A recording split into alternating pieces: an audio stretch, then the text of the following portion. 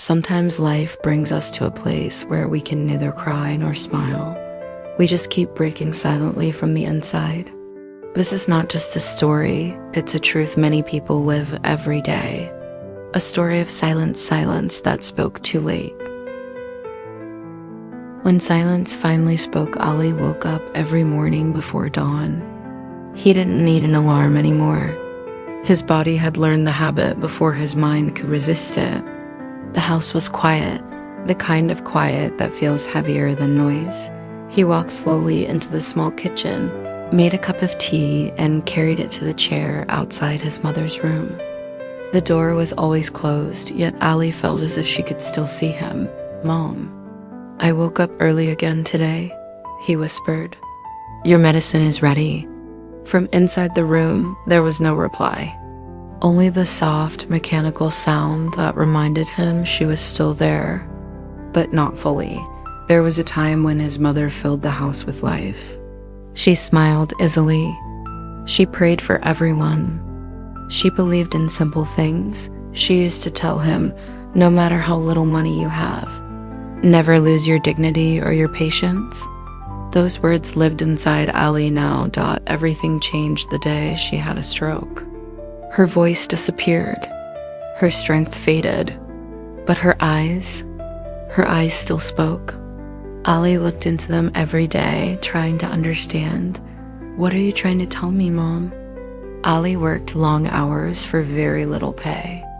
He came home tired, hands rough, heart heavier than his body.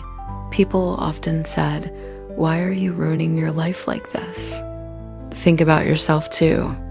Ali would smile because explaining pain to someone who hasn't lived it is useless. People who still have their mothers often see them as a burden, and those who lose them spend their entire lives wishing they could carry that burden again. That evening, Ali came home more exhausted than usual. His pocket was almost empty. An electricity bill lay on the table. Waiting, he picked it up, took a deep breath, and looked toward his mother's room. "Oh God," he whispered, "just give me enough strength so I never fail in serving her." When he entered the room, his mother was awake, staring at him. Something was different. Her eyes felt heavier, deeper, as if she knew something he didn't. That night, at 2 a.m, the sound of the machine suddenly changed. Ali jumped up. "Mom, I'm here." "It's me, Ali." Tears slowly rolled down her eyes. Ali held her hand and broke down.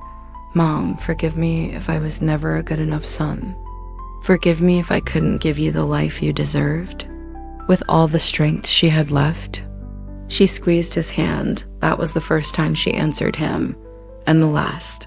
Before morning arrived, the room fell silent. The machine stopped. The world paused. Ali sat there for a long time, unable to move. "Mom," he whispered, "today you are completely silent. And today, everything feels loud." People came later.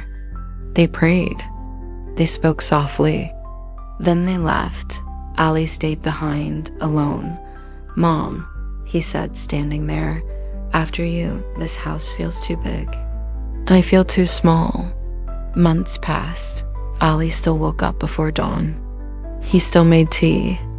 Now he drank it alone. Every morning, he opened his mother's room and said the same words, "Mom, I'm awake."